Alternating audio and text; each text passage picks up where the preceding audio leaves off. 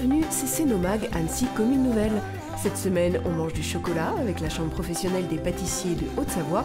On achète des livres éco et solidaires avec l'association Bazar sans frontières. Mais pour commencer, l'inauguration d'un pupitre d'information sur notre patrimoine des fruitières.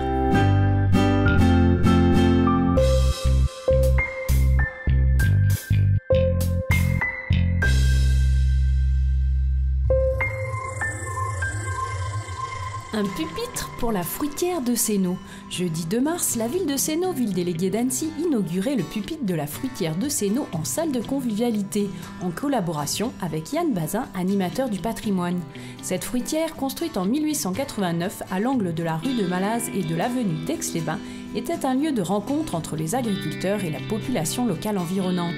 Les agriculteurs livraient leur lait à la fruitière et le fruitier le transformait en tome, fromage et beurre. Les anciens de Sénaux et de Montagny-les-Langes se souviennent bien de ce temps où l'on allait chercher du lait encore chaud avec son bidon à lait à la fruitière.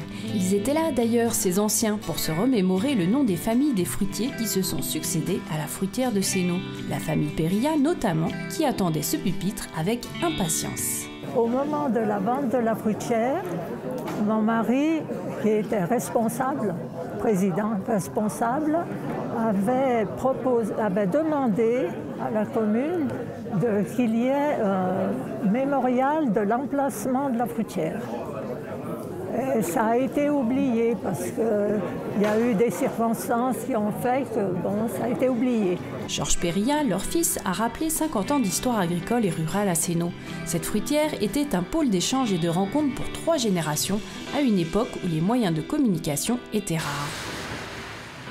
Et enfin, ça y est, le pupitre est installé avenue de Beauregard à l'autre bout de l'avenue de Malaz, afin de montrer aux habitants de ce nouveau quartier l'histoire de ce territoire. Alors, si vous venez au parc de jeux avec vos enfants ou vos petits-enfants, ne manquez pas de lire le pupitre sur la fruitière de Sénaux. De nouvelles rues sont également construites dans ce nouveau quartier de Péria. Alors pourquoi pas une future rue de la fruitière? À suivre!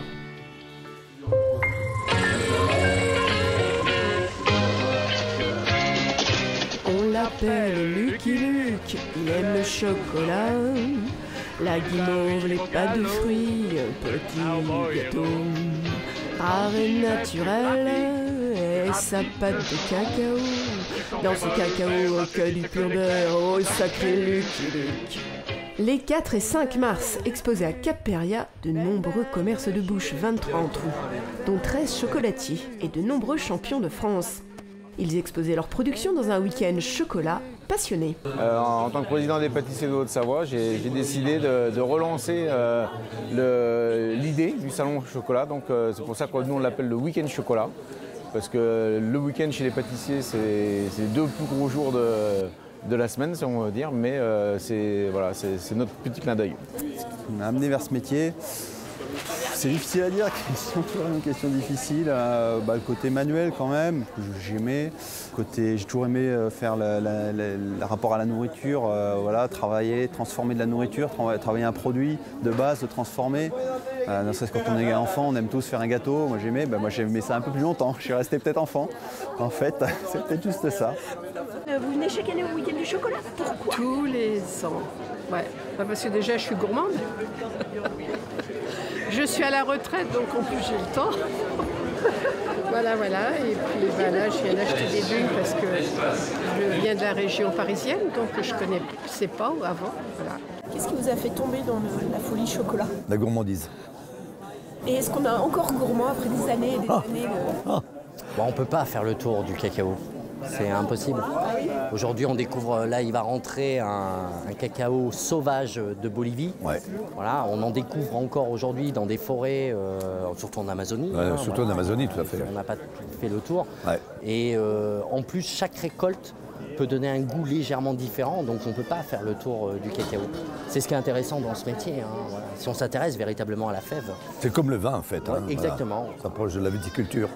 Moi je viens sur le stand de Cyril, chaque fois je découvre quelque chose, son praliné, ses pépites, chocolat aux éclats de framboise, de cacao, de figues, de beaucoup d'ingrédients. Et là je suis bluffé parce que c'est un produit que je ne fais pas.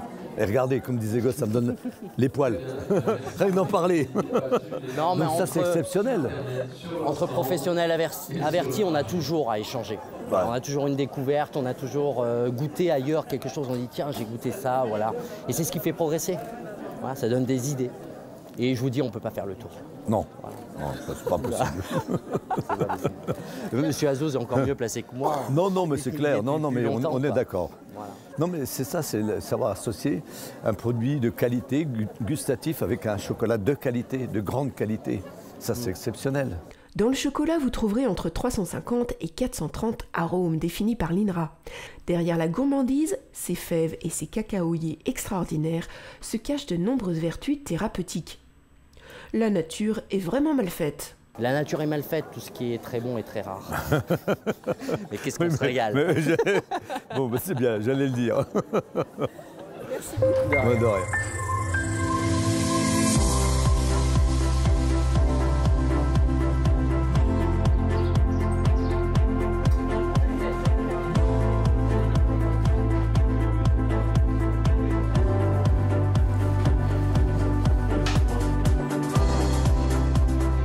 Romans, livres de collection, art, histoire, livres de voyage, BD, vinyle ou encore livres pour enfants. Bazar sans frontières inaugurait le 4 mars dernier 120 mètres carrés de librairie installés à la place des meubles. On n'abandonne pas les meubles, on en a toujours. On s'est rendu compte que les gros meubles se vendaient beaucoup moins, donc on a besoin de moins d'espace pour les armoires, les buffets qui prenaient beaucoup de place. Et les livres, ça se développe beaucoup, ça marche très bien. On a beaucoup de dons et on les vend bien. Donc on a décidé de changer le magasin, de le rendre plus attrayant, plus agréable pour les clients parce qu'il était un peu exigu là-haut à l'étage. Donc on a décidé de descendre et de faire cette grande librairie que vous voyez, voilà, qui est plus agréable pour nos clients, on espère. Bazar sans frontières avait invité 2 acteurs du livre, l'illustratrice Corinne Labasse ou encore l'écrivain Loïc Quintin, qui partagent les valeurs de l'association. En effet, Bazar sans frontières travaille avec 18 encadrants permanents qui donnent un statut par le travail à 70 salariés et ce depuis 28 ans. Bazar sans frontières, c'est un chantier d'insertion. C'est une association qui a été créée en 1989 par M. Dutreuil, qui trouvait qu'il y avait beaucoup de gâchis dans les meubles qui étaient jetés aux encombrants et qui a décidé de les récupérer pour les restaurer et les revendre. Et puis il s'est dit à cette occasion que ce serait bien d'aider les personnes qui étaient à la rue ou qui n'avaient pas de travail. Et c'est là qu'est né le projet d'insertion de Bazar. Voilà. Depuis quelques années, Bazar sans frontières est un chantier d'insertion.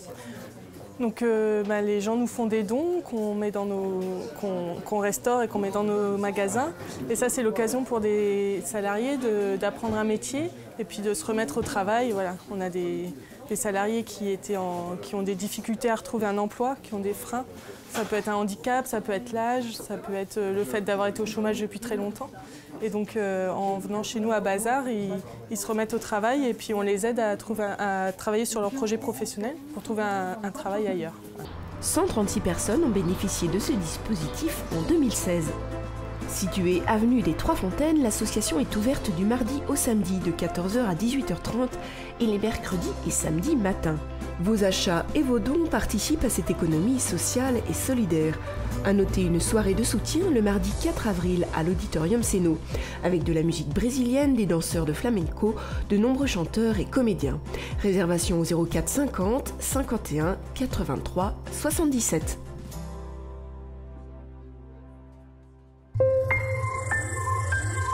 Et voici l'agenda des manifestations. La commune nouvelle vous propose du tricot graffiti. Venez participer à ce projet collaboratif dans le cadre de la semaine du développement durable. Ce projet consiste à habiller les arbres avec du tricot afin de mettre en valeur le paysage urbain et souligner l'importance de notre environnement. Réunion d'information mercredi 15 mars à 17h30 en salle de convivialité, Hôtel de Ville de Séno. Du 15 au 19 mars, Séno et Visaform reçoivent le tournoi de squash international hommes ainsi que l'Open Jeune Circuit Oliver le samedi 18 mars. Plus d'infos sur www.annecy-squash.com. Ne manquez pas Lire sur la colline dans le cadre de la semaine de la langue française et de la francophonie. Mercredi 15 mars, lecture dans le noir pour les enfants, c'est à 15h à la médiathèque, l'entrée est libre. Jeudi 16 mars, la dictée de Bernard Pivot, lue par Marie Balvillers-Roux. C'est à 18h à l'hôtel de ville de Sénaux en salle de convivialité et l'entrée est libre. Samedi 18 mars, théâtre de et avec Bernard Pivot. Au secours, les mots m'ont mangé. C'est à 19h à l'auditorium Sénaux. Réservation au 04 50 520 520. Dimanche 19 mars, salon du livre Lire sur la colline par la Société des auteurs savoyards. De 10h à 12h30 et de 14h à 17h, c'est à l'hôtel de ville de Sénaux en salle de convivialité et l'entrée est libre. Attention, de 11h à 12h30, les patrouilles de parapluie avec des contes inédits pour adultes et enfants. De 14h à 16h, jeux d'enfants autour des 10 mots. De 14h30 à 16h, les patrouilles de parapluie sont de retour. À 16h, remise des prix de la dictée et du concours de poésie par Alain Carré. Présentation de l'atelier Au fil des bancs, projection d'un film 10 mois 10 mots par les jeunes de la Fondation d'Auteuil. Et pour finir, mardi 21 mars, apéritif poétique, musical et ludique par le Cercle des Poètes Retrouvés. C'est à 18h à la médiathèque et l'entrée est libre. L'Auditorium Sénaux vous propose du jazz métis funk avec Alfio Origlio Headhunters Tribute. Pianiste éclectique grenoblois entouré d'un sextet talentueux pour un vibrant hommage au groupe phare d'Herbie Hancock. C'est jeudi 16 à 20h30. Et vendredi 17, Connaissance du Monde vous emmène en Irlande, Ombre et Lumière, film réalisé et commenté par Luc Giard. Séance à 9h30, 14h et 18h30. Samedi 18, emmenez vos jeunes aux portes ouvertes du lycée Gordini, c'est entre 8h et midi. Attention, samedi 18, c'est surtout le carnaval. À Annecy, plus d'infos sur le site de la ville d'Annecy, et à Sénaux, place de l'hôtel de ville. Rendez-vous dès 13h30 pour les stands boissons et friandises, stands maquillage, du théâtre de rue avec la compagnie Faille et le défilé tout en couleur de 15h30 à 16h30. Et finale avec le bonhomme de carnaval sur la place de l'hôtel de ville. Alors confectionnez vite votre plus beau costume.